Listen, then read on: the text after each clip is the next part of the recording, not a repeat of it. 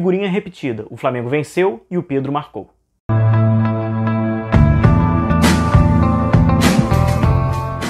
Olá pessoal, tudo bem? Sejam bem-vindos, eu sou o William Godoy. Vamos para vídeo de análise tática pós-jogo. Antes de nós falarmos da partida, olha, o Flamengo tem que exercer esta compra no Pedro. Se o Flamengo tem esse direito nesse contrato que fez de empréstimo com Fiorentina, o Flamengo tem que exercer esse direito de compra, paga lá os 10 milhões de euros, faz logo a conversão da moeda. É evidente que é muito necessário e fundamental ter este jogador com essa idade no time do Flamengo.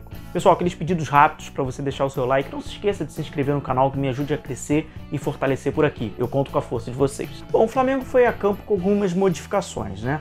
Os dois volantes foram o William Arão e o Thiago Maia, e à frente, naquela linha do 4-2-3-1, esse 3-1 foi o Gerson, fazendo o lado pela direita, no centro o Diego, pelo lado esquerdo o Bruno Henrique, como homem de referência foi o Pedro. Então mais uma vez o Domi armou o Flamengo nesse 4-2-3-1 com as suas variações, entre elas o 4-3-3. Mais do que isso, mais do que 3 atacantes, eu vou mostrar para vocês no decorrer do vídeo, e o que passa nos gols do Flamengo é o Flamengo atacando e dando muito volume dentro da grande área. Principalmente no segundo tempo, por coincidência ou não, foi quando o Flamengo melhorou, sobretudo na sua organização ofensiva. Ainda no primeiro tempo, o Flamengo esbarrou muitas dificuldades no seu poder de criação. O Diego, como esse eixo de criação, ele tem muitas dificuldades, sobretudo no último passe. Com isso, o Flamengo não tem aquele armador como é o Arrascaeta para criar grandes possibilidades. Apesar de tudo, o Flamengo tentou pautar o seu jogo pelo lado esquerdo com o Bruno Henrique, mas ali havia uma marcação individual do Patrick. E mais do que isso, o Jair Ventura colocou um outro jogador na sobra. Então, por muitos momentos, o Sport tinha 2 jogadores contra apenas o Bruno Henrique, abreviando e tentando tirar as possibilidades de superioridade qualitativa do ataque do Flamengo. E aqui vocês observam, é o Bruno Henrique encarando no 1 contra 1 e o movimento do Felipe Luiz. O Felipe Luiz precisava fazer um movimento de mais velocidade e um movimento mais agudo externo, para ele tentar buscar o Flamengo nas costas, para ele tentar aproveitar as costas aqui do Bruno Henrique e fazer o movimento. Como vocês observam, o Felipe Luiz, até por característica e ter um jogo um pouco mais cadenciado, até mesmo sem a bola, ele busca sempre o jogo mais pelo interior. Deu certo no gol do Flamengo, mas nessa jogada, nesta ocasião que estava do contexto da equipe do Sport, e precisava do Felipe Luiz ser mais agudo, dar mais profundidade pelo lado esquerdo para auxiliar diretamente o jogo do Bruno Henrique. Este exemplo traz alguns aspectos que ficam até um pouco mais claros. No círculo vermelho é o Bruno Henrique sendo marcado individualmente com o Patrick, como falamos anteriormente, e nesse círculo amarelo a gente traz os meio-campistas, né? O Diego e o Thiago Maia. E o Thiago Maia tem dado muito apoio. O Arão foi um jogador que ficou um pouco mais à frente da última linha do Flamengo, e o Thiago Maia sendo esse jogador de maior apoio, com muito dinamismo, que é o jogo dele. E o Diego, nessa ocasião, está caindo um pouco mais pelo lado esquerdo para tentar dar esse auxílio que o Bruno Henrique precisava, uma vez que a construção do Felipe Luiz estava mais na intermediária da linha média. Então era o Flamengo tentando povoar alguns espaços das linhas do Sport, que o Jair Ventura colocou 2 linhas muito próximas, com 4 jogadores, e isso dificultava muito a construção do Flamengo. A verdade é que o primeiro tempo do Flamengo não foi bom e ameaçou muito pouco a meta do Sport. Agora, falando pelo setor defensivo, ainda no primeiro tempo, teve esse problema de compactação nesta jogada, como a gente pode observar. No círculo amarelo é o William Arão, e eu não estou vendo tanta necessidade do William Arão encostar nas primeiras linhas, nas linhas mais ofensivas do Flamengo.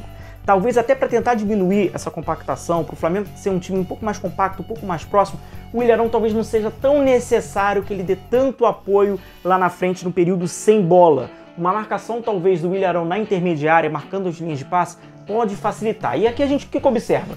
O William Arão completamente fora da jogada, correndo atrás do Marquinhos, que estava pelo lado esquerdo. O Gerson, que fez esse lado direito ofensivo, tentando fazer essa recomposição, correndo também atrás. Um enorme espaço entre os jogadores do Flamengo e a última linha. O que a gente pode ver nessa última linha, orientação corporal está correta, composta por Isla, o Gustavo Henrique, que retornou ao time jogando pelo lado direito, o Natan, mais uma vez o Natan fez uma boa partida. O Natan pelo lado esquerdo vai sendo uma grande oportunidade para o Flamengo tentar de uma certa maneira, apesar de foi por circunstância, encontrou um jogador jovem, 19 anos, o Natan está conseguindo dar um equilíbrio defensivo pelo aquele lado esquerdo, onde está sendo um calo para o Flamengo.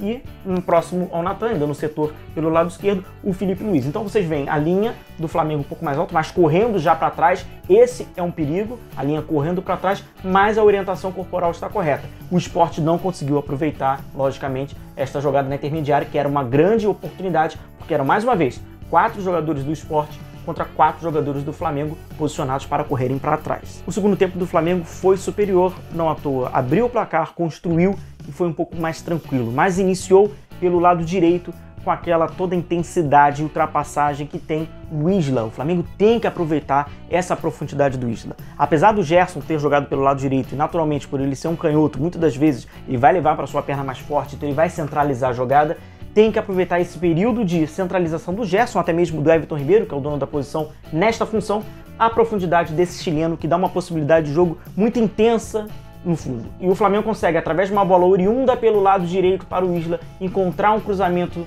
na segunda trave. Até mesmo vocês podem observar o Bruno Henrique livre, com os braços abertos, pedindo a bola, ele de peito dá para o Pedro. E aí quando passa para Bruno Henrique e Pedro, o Flamengo tem se encontrado e muito bem dentro da área. São dois jogadores que têm um faro de gol muito grande e o Pedro vai passando por uma fase absolutamente perfeita, tem jogado muito bem, não apenas sendo um homem-gol, mas um homem de referência, um homem de retenção. O que vale destacar é que o Flamengo repetiu bastante.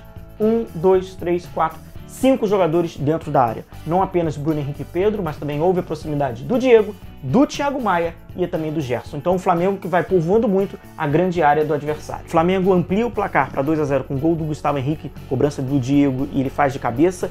E o Flamengo precisa ter essa bola parada ofensiva, é necessário também o Flamengo criar possibilidade e finalmente fez um gol em bola parada ofensiva no escanteio e a jogada do terceiro gol passa mais uma vez por Bruno Henrique e por Pedro diretamente, mas indiretamente com algumas movimentações. Vocês se recordam quando eu trouxe no início que o Filipe Luís tem essa movimentação por dentro?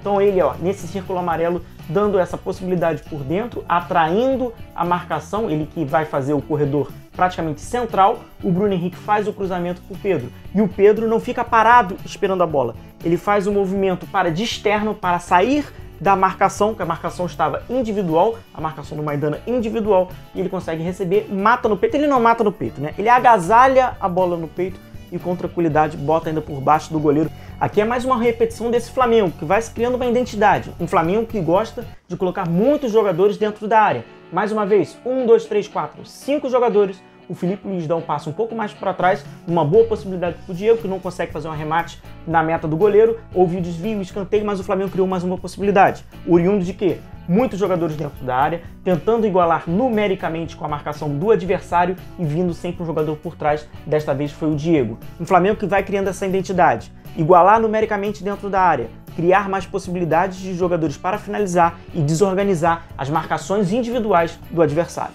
Próximo aos minutos finais da partida, o Domo promoveu algumas mudanças. E essas substituições elas são fundamentais para o Flamengo.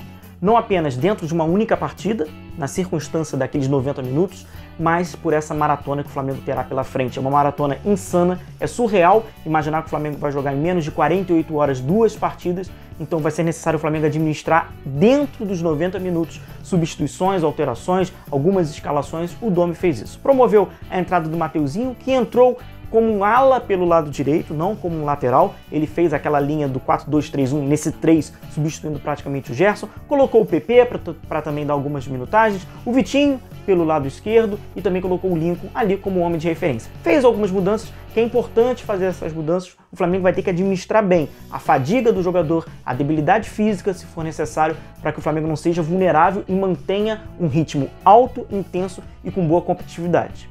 Eu vou encerrando o vídeo por aqui, eu peço para você deixar o seu like e a sua inscrição, você será sempre muito bem-vindo. Muito obrigado pela companhia de todos e a paciência. Até o próximo vídeo. Tchau, tchau.